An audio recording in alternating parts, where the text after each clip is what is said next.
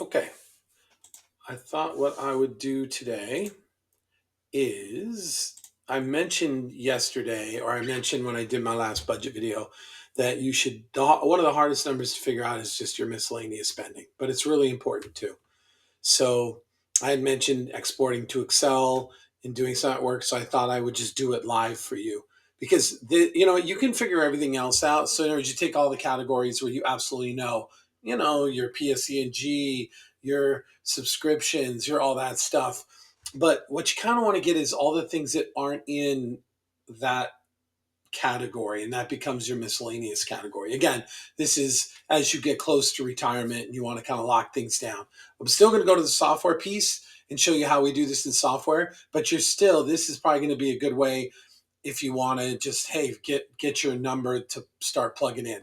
So what I did here is I went out to my credit card statement and downloaded a year's worth of transactions, which you can easily do. And now if I was doing the full thing, I would probably do the bank transactions too and then put them together. But to be honest with you, most of my miscellaneous stuff doesn't come from checks. It comes from the credit card. So you'll see I have a column hidden here because I think it's the last 4 digits in my account number or something. But you'll see this is what they assign it to. We really don't care. So what I'm going to do right away is I'm going to add a column is miscellaneous. And I'm not going to do the whole thing because quite frankly, I don't have time. And what I'm going to do is as I go through here, I'm just going to put an X in the column. So let's just say Amazon's probably miscellaneous. Walmart's probably miscellaneous. Cinemark, that's movies and stuff. We don't have a special category for that. So I'm just going to start doing a few. I'm not going to do them all. And I want to do across months. So like Nike.com, that would be footwear. That would be clothes. China 23 is out to eat food. So I'm just kind of cruising through here. Home Depot could be a Home Depot thing.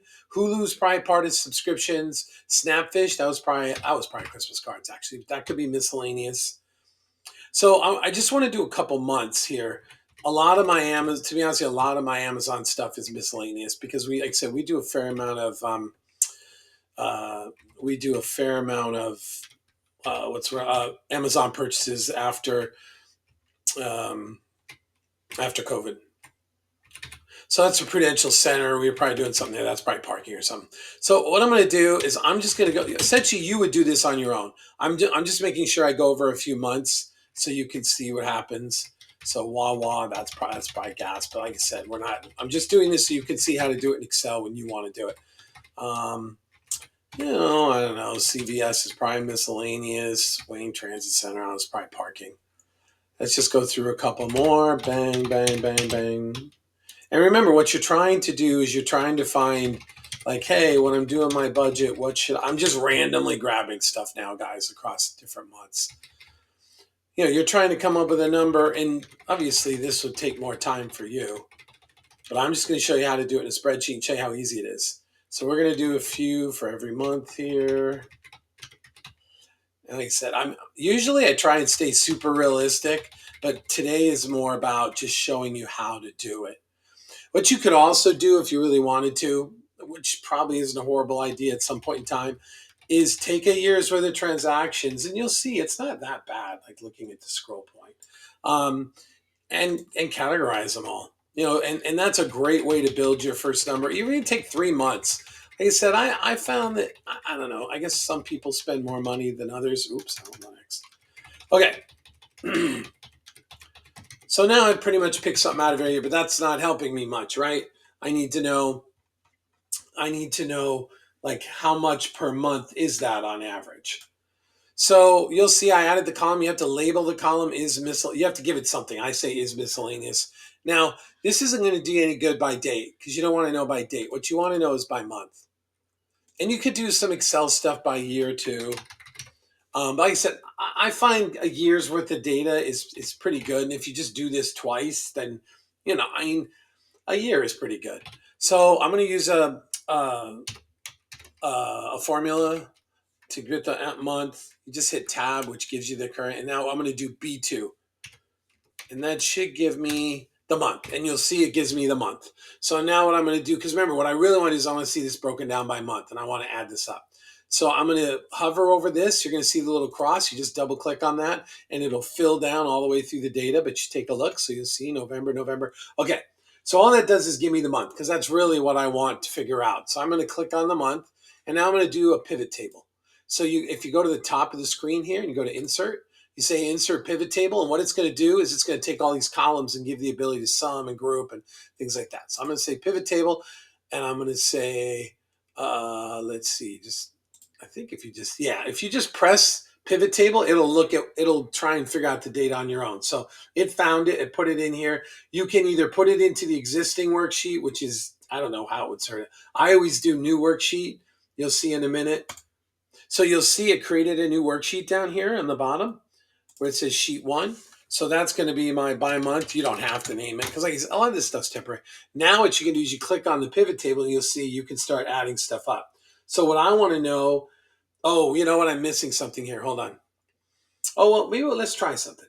I think you can even put a filter in this. So we're going to filter is miscellaneous. So I'm just going to grab his miscellaneous and put it down there. And that's going to give me the ability to say, I only want to see where there's X in miscellaneous. And what do I want it by? So that's the filter. What do I want the rows, the things going across? I want that to be the month.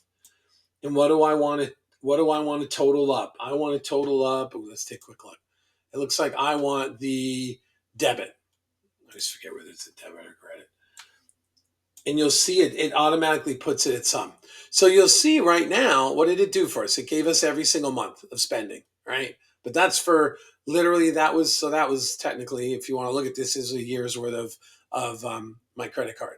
So if I go here and I say filter, you'll see the only value is that X, because what did I do? If you look back at the data, I put an X in that column.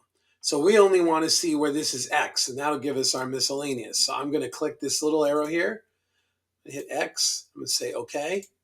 And then bang, there's your multiple. So now what I've got is I can go through here, and like I said, you kind of have to measure this. I could make it even more sophisticated, but this gets you like 95% of where you need to go. So then, based on those X's, like, well, this is about what I spend in miscellaneous. And how did I do that? I went down here. I took my entire transaction download and I said, when I was going through, you have to go through them row by row and say, hey, is this a miscellaneous item or do I already have a budget, a bucket in my budget for whatever this thing is? It may require a little bit of research on your part, but and don't sugarcoat it. Like I said, I tend to take all my Amazon transactions. They're miscellaneous. Like, it doesn't do any good to lie to yourself right here. Right here, you have to do it right because this is how you spend. So when you go into retirement, you're not going to magically start spending less, especially on miscellaneous stuff. Well, you may, but I didn't.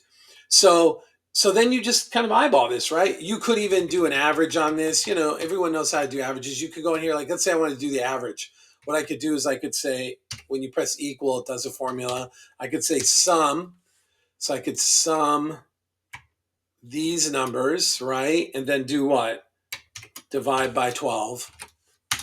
And there's your average, $200. I didn't do it that way. I think what I did literally, I think I took the highest number. I said, you know what, let's just assume, because you're trying to build. So start out in your budget with the most optimistic, most fun. Especially you're going to see when we get into Right Capital, when I show you how you get probability of success and things like that. You should start out on a realistic, positive side, and you can always trim down a little bit as you get in. So if it was me, I would probably be like, hey, I probably wouldn't do 434. I'd probably do 4. I'd probably say, you know what? I'm going to make my miscellaneous budget $400. So that is how you can actually grab your miscellaneous. It's the same process, whether it's the bank or whether it's a credit card, but definitely do if you can, do this a couple times. My credit card only let me download 1 year's worth, I think, something like that. But do this early so you can determine your miscellaneous fund. All right.